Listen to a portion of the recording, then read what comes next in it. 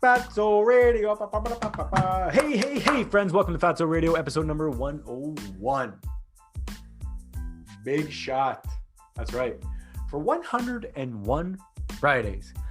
Holy shit, let me think about that for a second. For 101 Fridays, I've been here talking to you fine people. Basically, I'm just talking to myself, looking in the mirror. Not in the mirror, but on my screen there. And I'm just talking about stuff that I've been doing and whatever, I'm going to keep it up. This episode of Fatso Radio is brought to you by my favorite sponsor, the best sponsor, my lifelong sponsor, Volpe Martial Arts. That's right, friends. My brother, Sifu Adam, brings you his life, brings you his love. And I do too when I'm there. And I'm there. Lately, I haven't because I've been working a lot. But anyway, I'm going to be there very, very soon. Volpe Martial Arts, Hapkido, Korean style, and Kung Fu, Chinese style. It's an amazing fusion, self-defense, forms, weapons. We spar, we break boards, we do it all, folks. We do it all. But we have a lot of fun and we're safe and we're respectful. And it's great fitness. A great time. It's a great time. Check it out. VolpeMartialArts.com. What else? What else I got for you guys? What else? That's it. This episode, Fatso Radio, episode number 101. I talk about basically Fatso 101, Keto 101, Carnivore 101, a little bit of a carnivore at the end. Basically, just go over it again, right? Right from ground one. I could talk about my favorite foods. I talk about why I do it. I talk about how it's worked for me. I wish you all the best of luck. Fatso Radio, email me, fatsoradio@gmail.com. Do the Facebook thing, do the likes and all that stuff. I love you all. Have a great day. Lily, take it away, babe. Fatso Radio.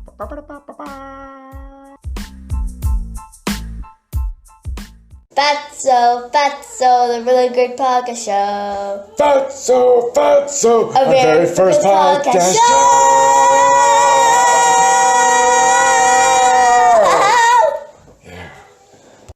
Let's do this. Friends, welcome to Fatso Radio, episode number 101. That's right. How you doing? All right, what's going on, friends? It's a new year. What's going on? Episode number 101. And what do I want to talk about today? Carlo, you talk about something every single Friday. That's right. And thanks for tuning in every single Friday. If you listen every Friday, if you watch every Friday, great. If you don't, this is your first time watching, great as well. Fatso Radio is a podcast dedicated to me telling you about my journey, I guess, to the ketogenic lifestyle or paleo lifestyle or carnivore lifestyle. Basically, I lost a bunch of weight, right? I lost about 100 pounds or so doing the ketogenic diet and basically living and changing my life by eating a ketogenic way. Ketogenic, what is it? Ketosis, burning fat for fuel as opposed to burning glucose for fuel or as opposed to burning carbohydrates for fuel. Most people, I don't know if you know this, most people know, a lot of people know this, not everybody though. A lot of people, or most people, are basically carbohydrate burners, right? Which means most of their diet is carbohydrates, which then breaks down into sugar and glucose, which fuels your body with glucose.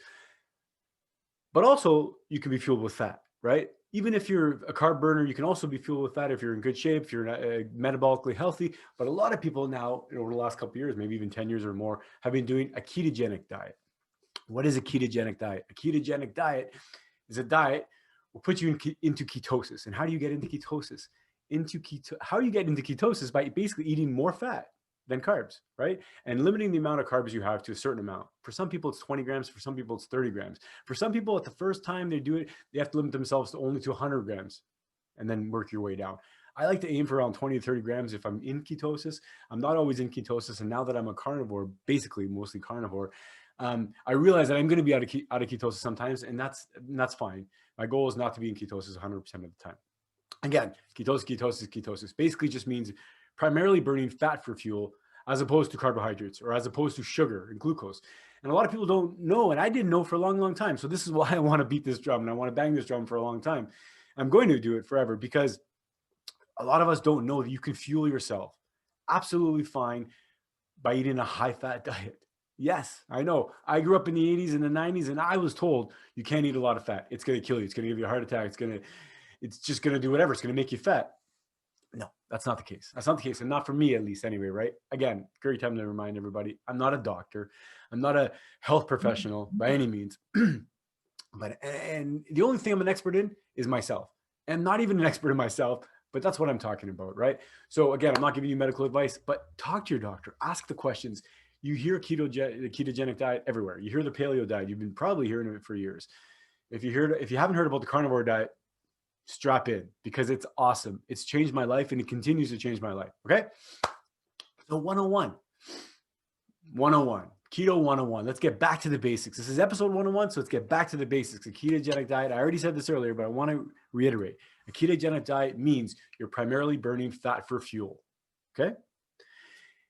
And you may ask, is it good to burn fat for fuel? Yes, it's awesome. And a lot of people are arguing now that it's optimal, right? It puts your body in an optimal state. I burn fat for fuel mostly, right? I eat a lot of protein. I eat quite a bit of fat, mostly animal protein. Basically all animal proteins. I don't eat too many vegetables at all. The odd time I'll have something, whatever. But for the most part, it's animal protein and fat that comes with that. So it keeps me in a ketogenic state. Maybe not all day long, because if you have a lot of carbohydrates, if you have a lot of fat, and if you have a lot of protein with that fat, sometimes some theories, some people are arguing that some of that extra protein can be converted into glucose. I'm not sure. I'm not completely convinced on that, because there's also a counter argument that says the gluconeogenesis, that's what your liver does to create that glucose. The argument, some people say that if you have too much protein, you can then convert some of that into glucose and then it'll kick you out of ketosis. The other people, the other side of the argument basically say that this gluconeogenesis, when your liver produces glucose, is really just demand driven. So only if your body really needs it is when it's going to do it.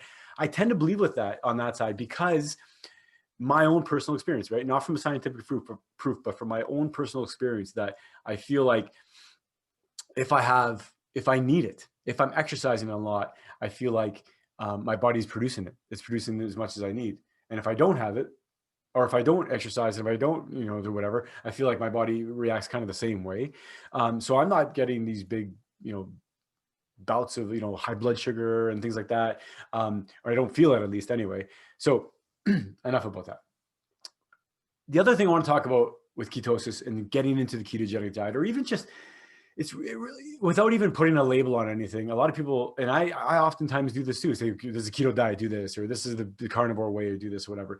But really, the goal and the reason why this works is because you're lowering your blood sugar, right? You're lowering your blood sugar to a level where it's not elevated. Like, honestly, it's at a more stable level, for one thing, so it doesn't go up and down, and it's at a lower baseline level, which means your insulin is going to be at a lower baseline level. You don't want insulin to be high all the time.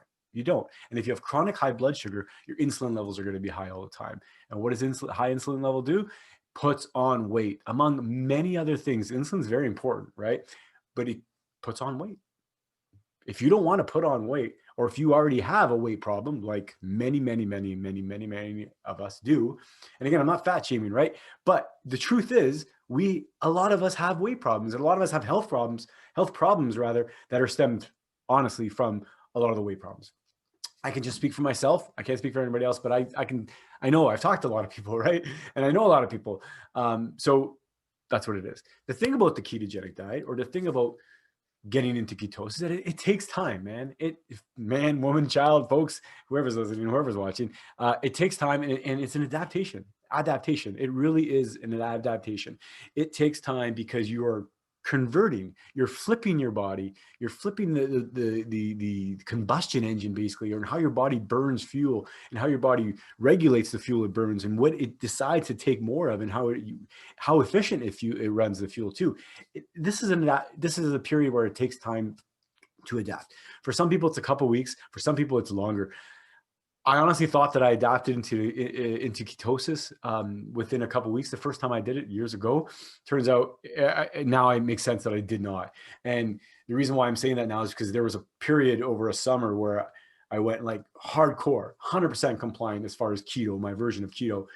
And that 30 days really kicked me basically out of the old way, and adapted me, and it changed me, right? And it basically not evolved rather, but it changed. It changed the way my body used fuel.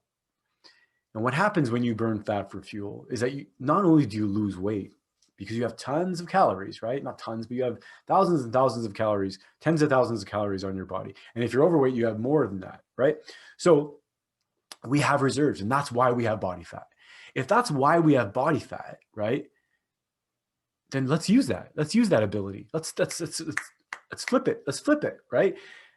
Evolutionary speaking, we adapted to be able to store calories, to store body fat, because there were times where there was famine. Hey, it's hard to believe right now because there's so much food everywhere. There's so much food in the world being produced, being sold, and being wasted that I think it's like a third of the wasted food could basically feed the rest of the world. Like they feed the starving part of the world and stuff like, I don't know what the details are, but there's so much food wasted.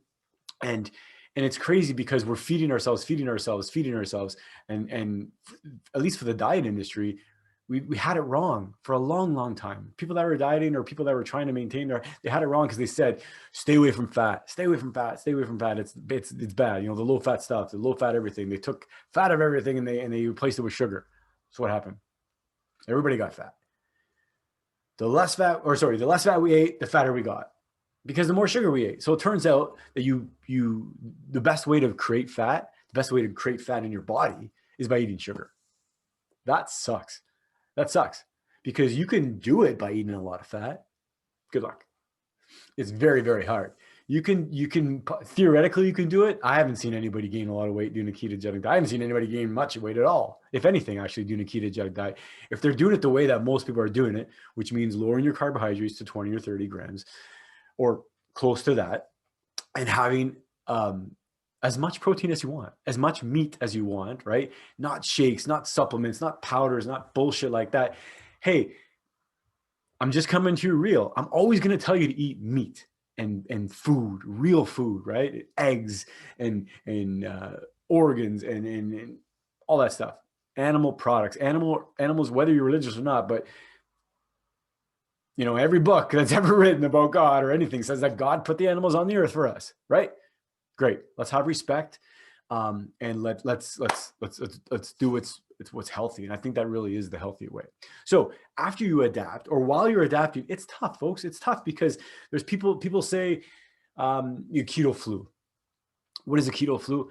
I think it's really just a change. It's a change in your body. You're going from a carb burner. You're going from needing more often meals, maybe. I mean, if you're a carb burner or and you can still go 8 or 10 hours without a meal, that's great, right? That's great. That means you're probably metabolically healthy, because what do you think you're going to get? Where are you getting your calories from, or where are you getting your energy from during that time when you're fasting?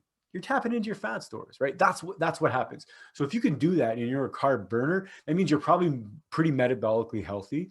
That doesn't mean that everybody who's a carb burner who's, is just going to, or sorry, what I mean to say is, it doesn't mean that anybody who just eats carbs should assume that you're somebody that you can do it well.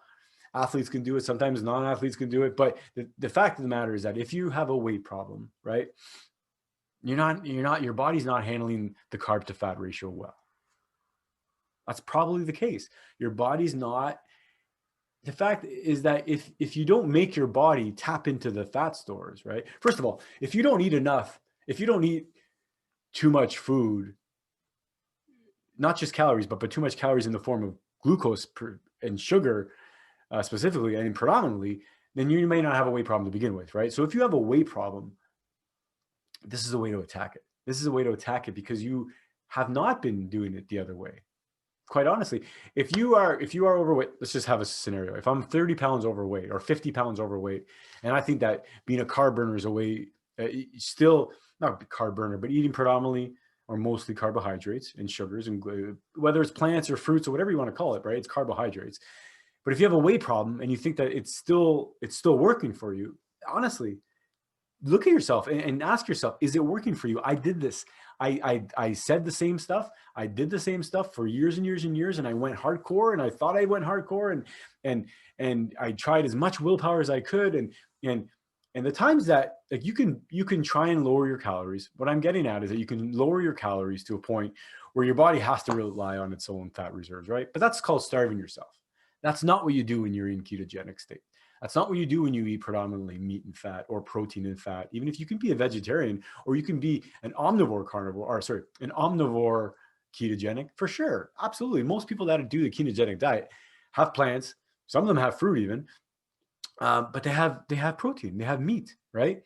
And you can even be a vegetarian and do a ketogenic diet. I'd say it's very hard to do that, very difficult to do it. And I wouldn't even suggest it because I don't think that plant proteins are the best source of proteins. Not even close to are they the best source of proteins, but I also think that they can be quite harmful for some people, right? There's a reason why like people that are celiac and people that have these autoimmune issues or just food allergies or food intolerances to certain foods, right? A lot of those foods are plants, friends. There's not a lot. I mean, there are some, of course, but there are not a lot of allergies to beef, chicken, and pork. There are some, of course, but not nearly as much as there are to plants. And taking from my own experience, when I've tried a vegetarian diet, then I tried a carnivore diet. There's a lot of people that are saying they've tried a vegetarian diet. A lot of people are saying that they've done a vegan diet even, right? But have you also done a carnivore diet? Have you done both sides to really get the full spectrum, right? To get the full picture of things? Because there is a big difference. You can feel good eating plants and fruit, right? You can feel good for some time. You can feel good maybe for a long time, right? But what I'm saying is give it a shot, maybe if it's for you, or not even if it's for you. If you think maybe it's for you, if you're looking for something,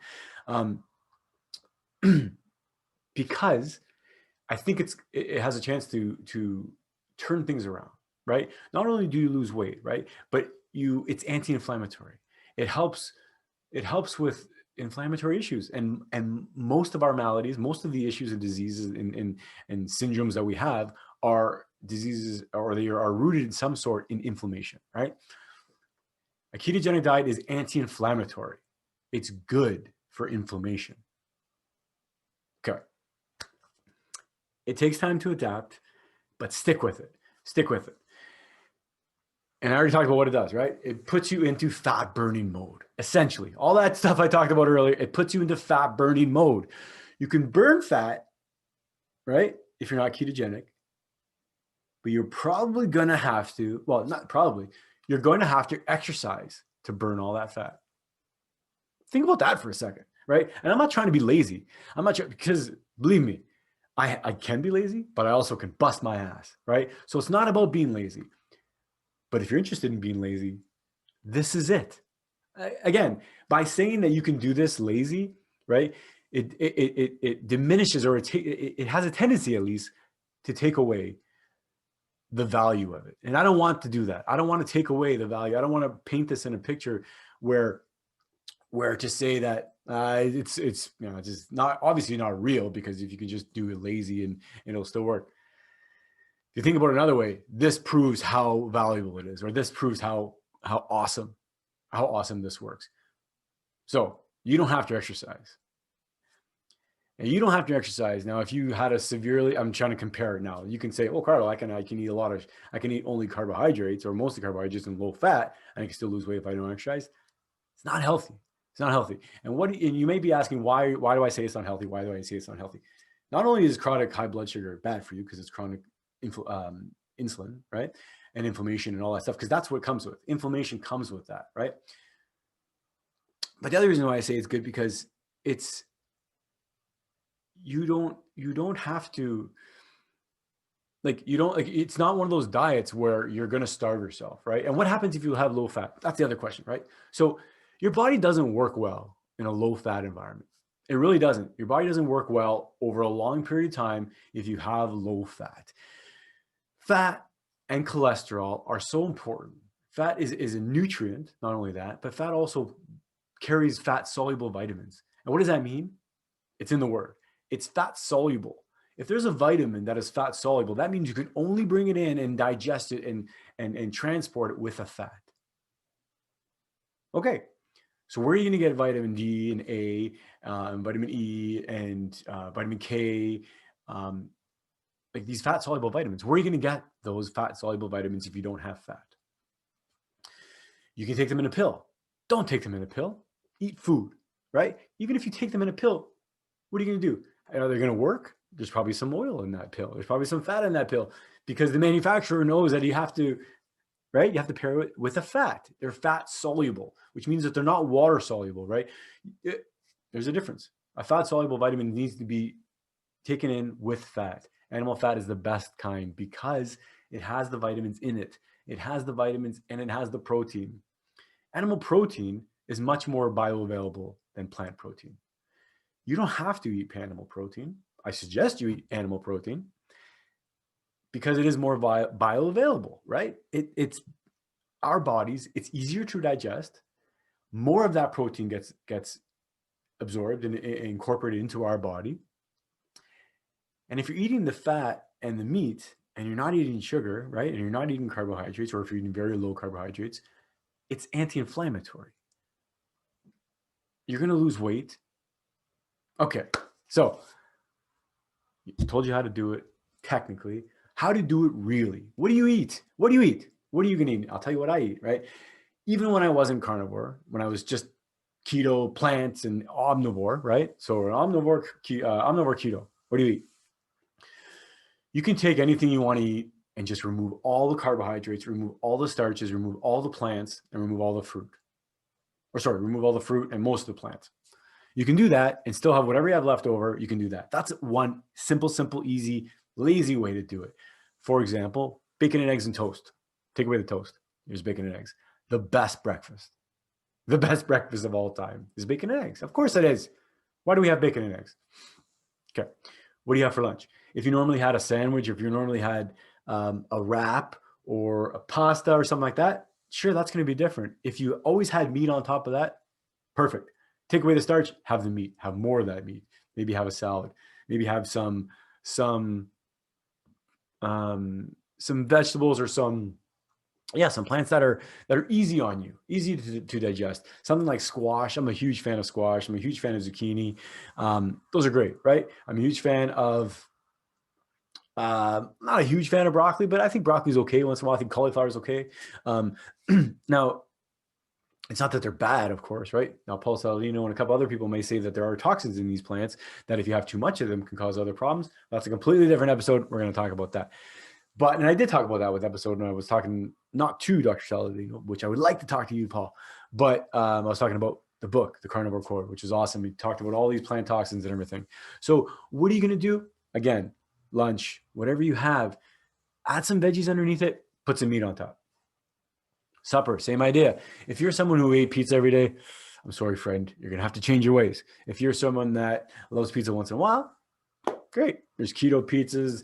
There's these versions where you can have like a meat base and then cheese on top. And friends, the internet, if you found me on the internet. The internet is absolutely about 2 seconds away from finding any single recipe you've ever wanted. Now, you're going to have to scroll through all the bullshit that the writer likes to put. This is why it's my favorite recipe. The first time I made this, I screwed up. I put this. I don't give a shit. How much of this? How much of this? How much of this? So scroll down to the bottom, see the ingredients, and do that. You can find a recipe for anything. My best way, my favorite way to eat, I'm going to tell you. Since I'm carnivore, right? I just like to eat meat. So I love cheese. I consider cheese basically carnivore because it's an animal product. You might not consider it carnivore. I don't give a shit if you do. See the beauty of having your own diet and not having to explain it to anybody, or having your own diet and not even having to, you don't have to explain it to anybody. Just do what you're going to do. And that's it. There's enough resources out there right now. There's enough people doing it where you can say, come on, Auntie Susie, this person's doing it. This person is doing it. They haven't died. There's this study's come out now. There's some real science about it, right? It's not just some wahoos like me saying, I'm going to eat meat. Although, when you think about it, those people had something. I don't know. Don't worry about it. Anyway, that's what you do, folks. So what's my favorite food? My favorite food, well, it's funny. I'm going to tell you a little story. I'm half Italian, right? Excuse me. My father was born in Italy. My mother was born in Canada. Her side is Canadian, German, Scottish, Irish, or English. I'm not sure. Anyway, European background, right? What was I talking about? Talking about my favorite food. Okay. My favorite food, friends, is meat. All kinds of meat. All kinds of meat. Why did I say I'm Italian? I say I'm Italian because I grew up eating a lot of pasta. I grew up eating a lot of all that stuff. Lasagna, every kind of pasta, pastini, form of pasta, bread, is pastry, not a ton of pastries, but a lot of carbs, right? A lot of bread, all that stuff. So I understand when people say, People I know, my best friends, my people, my family, everybody I know, they how can you give up? How can you give up bread, or how can you give up whatever? I get it. I get it. There's no simple way. There's no simple way to coach you. There's no simple way to convince you. But you just need to make a decision to give it a shot, right? And you need to stick with it.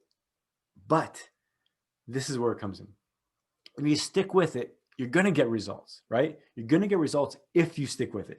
If you've stuck with this for 30 days and you don't have any results, you're lying, or you're on a different planet where the physics is not the same. And biology is not the same. I'm sorry, you just can't do this for 30 days and it not work and not have some sort of benefits.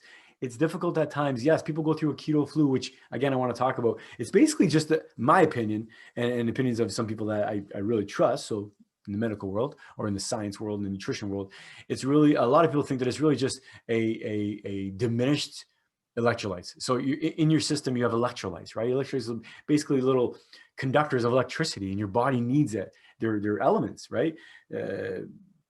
Potassium, sodium, magnesium, chloride. There's more, but your body needs this. You need it. You need it in the form in your water. When you drink water, it's in your blood, right? There's salt in your blood. There's a certain sodium levels, certain potassium levels. These are all electrolytes. Your body needs them. And when you switch to a ketogenic diet, when you kind of do that conversion, right? It's like, I often say this, but it's like switching from a gas engine to a diesel engine, or not even. It's like having only a gas engine. You were born with a dual engine. You were born with a gas and a diesel engine, both, right? But then as people grow up and they eat more gas, you have a gas engine. Your gas engine gets big. And for a lot of people, that diesel engine shuts off. It really does shut off. For a lot of people, though, that diesel engine is not shut off. And this is what I'm talking about, these athletes. A lot of people that if you're athletic and if you're in good metabolic shape, you can bounce back and forth, right? But if you have a weight problem, that means, my best guess is that means that the diesel engine in your body is not running that well, if at all. You're unable to tap into fat, but only because you haven't had to, right? If you're always having carbohydrates in your system, which means that your blood sugar is going to be elevated, which means that you're in your digestion, you're going to have carbohydrates. If your blood sugar is always elevated, you'll never need to tap into ketosis. If your blood sugar is elevated and it's elevated to the point where it's elevated overnight and you never get into ketosis overnight, you may feel some problems, right? You may feel like not rested. You may be diabetic. You may feel diabetic or insulin resistant, right? Which means that your body just needs more insulin to do its job, right? So it means that you're going to be hungry because insulin goes higher, you'll crash, insulin does its job of lowering glucose, right? So you get hungry again. It's a crazy cycle, crazy cycle. Get that diesel engine working again, folks. Get that engine working again. How? No more gas. Very little gas. Just have a little bit of gas. You don't need any gas at all. The reason why people say 20 or 30 grams, this is my opinion. The reason why a lot of people are saying 20, 30 grams is because that's what they think people can tolerate. You don't need any carbs. If you're a ketogenic, if you're a carnivore, right? Or like there's a lot of people in the carnivore space. There's like tens of thousands of people on Facebook. Just look it up. If you're eating carnivore, you're not getting any glucose. Your liver can make glucose. Your liver can make all the glucose you need. That's something they didn't tell you in 11th grade biology class when they said your body needs glucose, your brain needs glucose. Your brain needs glucose, sure, right? Your brain doesn't just need glucose. In fact, your brain works very, very well in a state of ketosis. Your brain works great from ketones. Ketones are a great energy. But yes, your brain does need some glucose. Some organs in your body need some glucose, right? Have no fear. Your liver is here. Glucose, sugar, neogenesis, creation. Gluconeogenesis. This is when your body can create sugar. Your liver, old liver shot, can create glucose when you need it. Okay, so now you can create definitely 20 or 30 grams of glucose, and you're probably going to create a lot more of that throughout the day. I don't know, though. I got to find out what the numbers are on that. But so that means that you don't need any glucose. But if you are going to have some carbohydrates, 20 or 30 grams, great. I don't recommend you have your 20 grams in bread. Don't do it. Don't do it. Why? Have something else. I don't recommend you do it in bread because grains just give a lot of people problems. Not everybody, but it may give you a problem, and this is a great way to test it out, right? The other thing about a ketogenic diet, or even a carnivore diet even more, is it's a great elimination diet. It's a great elimination diet because you take out all the bullshit and you see what happens. And not only is it great an elimination diet, but I don't even think you need to introduce things back in. A lot of people also often say, well, I'll introduce some stuff back in and see if you still feel good. If you feel great, if you can tell me, you can tell your dad, you can tell your mom, you can tell the people you love that you feel great eating this way, eat that way. Do it. Eat that way. And if you're losing weight and you're getting healthy and it's things are going better, haters gonna hate, right? My favorite food. Let's get back to this. Carlo, to fly off and come right back. My favorite food.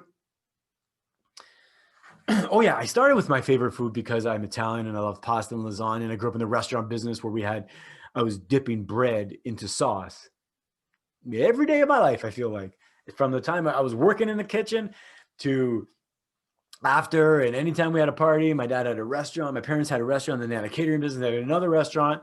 We were always surrounded by food. Not only that, my mom cooked, my grandmother cooked, my dad cooked. My dad cooked when he was home on the weekends, and when I saw him, he had a Sunday meal. Every other day, my mom did all the cooking. My nonna did all the cooking. Surrounded by amazing cooks, surrounded by food. Okay, let's say goodbye to the garbage. Yes, Carlo, not all bad. Not all bread is bad. Okay, not all pasta is bad. Okay, not all this is bad. Not all candy is bad. Sure, not all candy is bad. If you have a goal, if you have something in mind and you need to do something, sometimes all of something is bad. Sometimes drastic situations call for drastic actions, right? Extreme situations sometimes call for extreme actions, right? Being 100 pounds overweight for me was a crisis. It was a crisis because I was not healthy, right? Not only was I terrified about the whole idea of cancer, right? But it's just, whatever. A state of crisis sometimes needs drastic actions, right? I want to talk a little bit, before I talk about my favorite food, I want to talk a little bit about the idea of sometimes going a little bit excessive, or sometimes going a little extreme, or sometimes being a little obsessed with something. This may be like a I don't know, this may be like a mental health episode by the end of this, but so sometimes I think it's okay to go a little extreme and to be obsessed with something. My sister Mariana, if she's hearing this, she knows exactly what I'm talking about. And it's funny because I would be oftentimes the person, or other people would say to her or anybody else, not just her, that, oh my God, you're doing this, you're obsessed with this, or you do this, you do maybe too much of this, you do. So let me tell you something. I have some perspective on that now. When you get obsessed with something and it's something good and it's something healthy and it's something that heals you and helps you just love yourself, that's a pretty good obsession. And when you put a lot of effort, and when you put a lot of love, and you put a lot of passion into an obsession, right, you can create unbelievable things and you can move friggin' mountains. Why am I saying that? Because losing 100 pounds, I'm not saying that because I lost 100 pounds, but there are countless people who lose 100 pounds, 200 pounds, 50 pounds, 30 pounds, 20 pounds, how much weight you need to lose, whatever you need to do to get yourself in a better health. Because it's not just about weight, right, folks? It's not just about weight. I could be 210 pounds right now, or 200 pounds, whatever. I don't even know what I weigh, but 200 something pounds right now. And that may be an okay weight, right? And that may be a great weight for me even. I may be 190 pounds. I may be optimal weight. I'm not going to stop a ketogenic diet. I'm not going to stop bouncing in and out of ketosis. I'm not going to stop a carnivore diet because this is what I want to do to maintain that, right? I heard something once, and I want to say is that the reason why old people get old is because they stop eating like young people. There's some truth to that, I think. A lot of times you'll hear older people say, I don't like to eat meat anymore. Or I don't know why. Maybe it's their teeth, or maybe they find out whatever. Maybe they've been told that meat's bad, or maybe they think that meat is a waste, or I don't know, not a waste, but I don't know. Maybe I'm not sure what the reason is, but I always remember that. And I'm always going to remember that. I'm going to eat like a young person because I want to be young. I want to stay young. Not more than that. I want to eat like a healthy person. I want to eat like someone who is optimal, someone who can jump, someone who can pick up a box and throw something, and someone that, if needed, can possibly defend myself too, right? And my family. It's not about that, but for me, it might be. For you, it might be. Or for you, it might just be to be healthy and to live long. That's also my reason, right? So, okay, enough about that.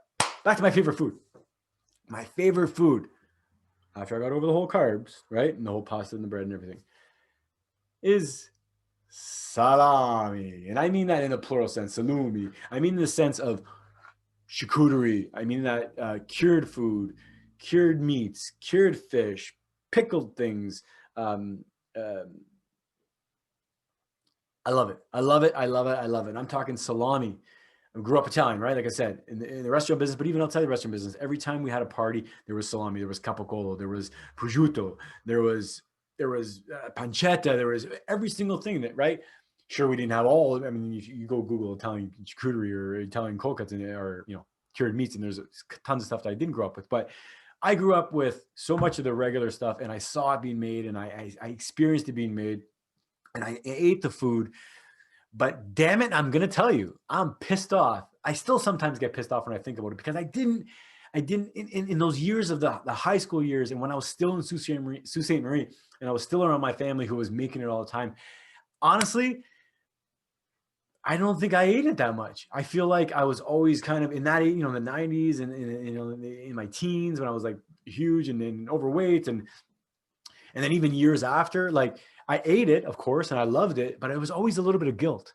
There was always a little bit of guilt behind eating salami or eating capocollo or eating prosciutto. And I'm pretty sure that my grandparents and my great grandparents in Italy didn't feel bad when they ate it. In fact, it was probably rare because it was expensive and it's hard to get a piece of meat when you're just trying to make enough food to live, right?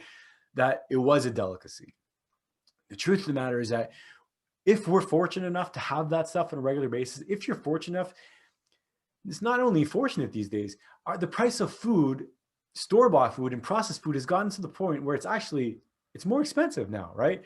There was a point, I think, where it was cheaper to buy some stuff, and you can still get some processed crap food cheaper than real meat and everything, but it's just not worth it. You can get a pork tenderloin somewhere, you can get a piece of beef or pork or any kind of meat, and you salt that, and you hang it, and you dry it, and you cure it, or you smoke it. Oh my God. That's it. That's all you do. You salt a piece of meat and you hang it and you dry it until it gets to a certain moisture level. And that's it. And then you slice it and you eat it. And it's heaven. So if you're anywhere around my age or older and you remember getting shit on for eating salami, and you still may get shit on for eating salami, you're always going to get shit on by the people who think they're holier than thou because you're eating something from the store. I get it. Has nitrates in it. Sure. So does celery. Let's argue about that. So does lettuce, Romanian lettuce. Many things have nitrates in it, or nitrates or nitrites, both. So you make this food at home with salt, and that's it. You don't need anything. You don't need pink salt. You don't need purple salt. You don't need green salt. You don't need curing salt. You don't need anything. You need salt, and that's it. That's all you need, right? Hang it, dry it, do whatever you got to do, cure it in a brine, and whatever you want to do. Take a piece of meat and do that. That's what I love, right? But if you're not going to do that, and if you're not going to either buy it or make it, because it is expensive, right? And it does take time, and it takes practice, and it takes patience to make it. If you're not going to do that, just have regular meat, have fresh meat. That's also my favorite foods. I love grilling foods on the barbecue: steak, pork chops, lamb chops, salmon, anything you put on the barbecue. That's what I love, right? Also, like I said earlier, bacon and eggs is amazing. I love corned beef. I love corned beef in the can. I like tuna. I like oysters. Like, once you get your head around, and I'm not saying this in a derogatory way, but once you get the idea in your head, and once you get your head around the idea that you can do this, and you can do this optimally, and you can live a very healthy life like this, the possibilities are endless, right? Every animal that I've ever seen is basically edible, right? And it doesn't mean that we're gonna go eat the squirrels in the backyard. But it's the bigger picture. The bigger picture is when people say, "Oh my God, what about all the cows?" Okay, we're breeding cows for food, so we're not gonna run out of cows. Duh, we're not gonna run out of cows. Not only that, I don't know. I don't know what the argument is. There are animals everywhere. Anything that flies, anything that swims, or anything that walks or crawls or runs, you can eat.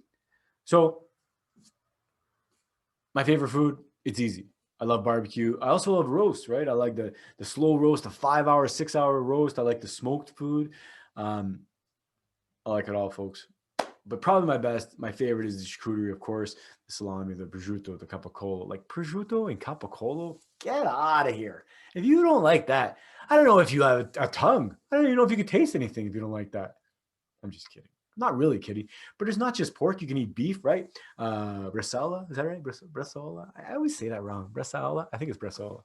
Anyway, it's cured beef. Hey, all the countries that don't eat pork, they cure beef. Go check them out. That's another thing, right? You don't, oh my God, I don't like salami, I don't eat pork. Who cares? You can cure duck, you can cure chicken, you can cure beef, turkey. Oh my God, I haven't talked about jerky yet. Jerky, friends. You can make jerky out of anything. Just slice it thin, put a little salt on it. That's all you need. Some people get flavor with these fancy stuff, but all you need is a little bit of salt. Dry it. And that jerky, my goodness, jerky is just amazing. Here's my favorite foods, folks. Charcuterie, jerky. I think I like dried and cured meat better than fresh meat. It makes me wonder. If we developed, right? If not we, like I had any part in this, but if our if people in general, if humans developed curing and salting their food and preserving their food out of necessity or out of taste or out of, and the other thing too is that a lot of these foods, most of these foods that are cured and fermented and basically cured and fermented, same thing, they're actually more bioavailable. So you're getting more of that. So not only is the protein in a steak more bioavailable than the protein in broccoli or any vegetable at all. Not only is it more bioavailable, when you cure that meat, it's even more bioavailable. Yeah, I'm not lying. Science, friends, science. So eat your charcuterie and make it and send me a picture of it. I want to see what you're doing. I want to see your recipe. Let's talk about it. Friends, this is my episode of Fatso Radio, episode number 101. Thank you so much for all the love. I love it. Keto 101, Fatso Radio 101. It's not just Keto 101. This is basically my version of it, right? Again, Carnivore 101, same idea. Just eat meat. And if you're just going to eat meat, I would recommend you eat organs. Awesome vitamins in there, awesome minerals in there. With liver, there's even some vitamin C. Now, it's debatable how much vitamin C you need because there's many people that don't get any, and they're fine. So, or the fact is there's actually some vitamin C in fresh beef or fresh animal protein as well, and fresh meat. It's just not that much, and it's never been accounted for. It's never been publicized. It's never been announced to everybody. So, fact is there is some. So, friends, this is my episode number 101. Thank you so much for listening. Thank you so much for watching and sharing the love. Please do share the love. Please subscribe, and then there's a notification. I don't know where the buttons are, but please subscribe and share it and put the notification on so you'll get the notification when I have a new episode. It's every Friday, so you won't probably forget, or you shouldn't forget. It's every Friday. But share it. Please share. I want this podcast to grow. I've been doing it for what, 2 years? No, over a year, 2 years? Episode 100, so 101. Friends, thank you so much. I love you all. Happy Friday. Happy New Year. I hope everybody has a great day and a great night and a great weekend. I love you all. Don't forget to check out our sponsors. Always sponsors. Volpe Martial Arts. Bye. Why don't you say thanks for everybody and have a great night. Love you guys. Thank you. Let's say bye to everybody. And we'll say thanks for listening. Say thanks for listening. Thanks for listening. Bye-bye.